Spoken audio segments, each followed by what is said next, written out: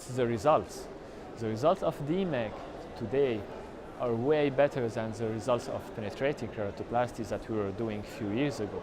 And there are three major advantages of performing a DMEK as opposed to doing a penetrating keratoplasty.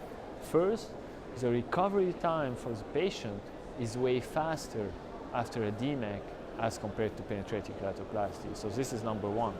Number two, the best achieved visual acuity is better and higher with DMEK as compared to other keratoplasty technique.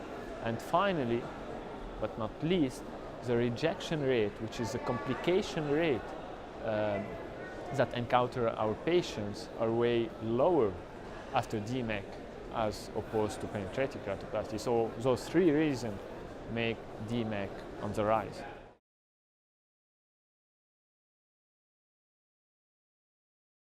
But you have two difficult steps in DMEK surgery. First is the preparation, and second is inserting the graft inside the eye and folding it in the right orientation.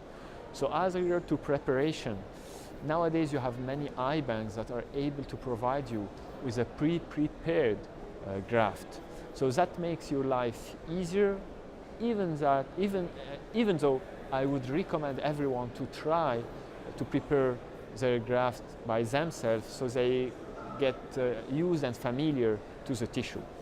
So we can say that it's difficult, but it's not so difficult to prepare the graft. We published a paper showing that you need 50 cases in order to master the technique. And after 50 cases, you're good. So you can do wet labs, train in order to be able to do it. So this is regarding the preparation. As for inserting the graft and unfolding it, again, training is very important, definitely. You need to do wet labs in order to master it. Then there are two clues. First, whenever you have the graft inside the anterior chamber and you want to unfold it, you need to have a shallow anterior chamber.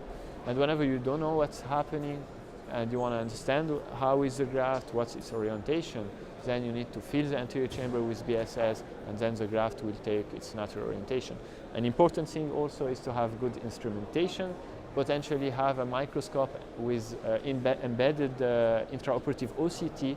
This can also be very helpful in this procedure.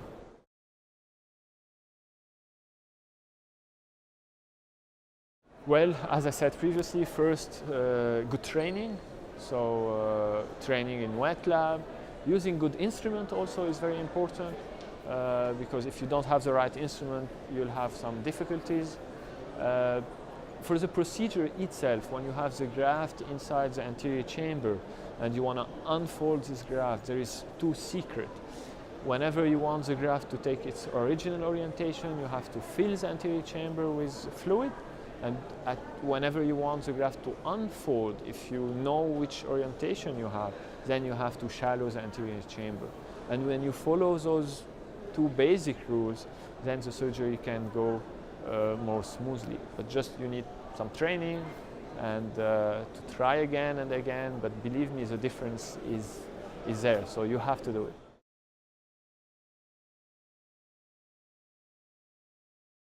Well, I think now it's starting to, it's on the rise, definitely, and people started to get convinced that DMEK results are better than DSEK results and definitely better than penetrating keratoplasty.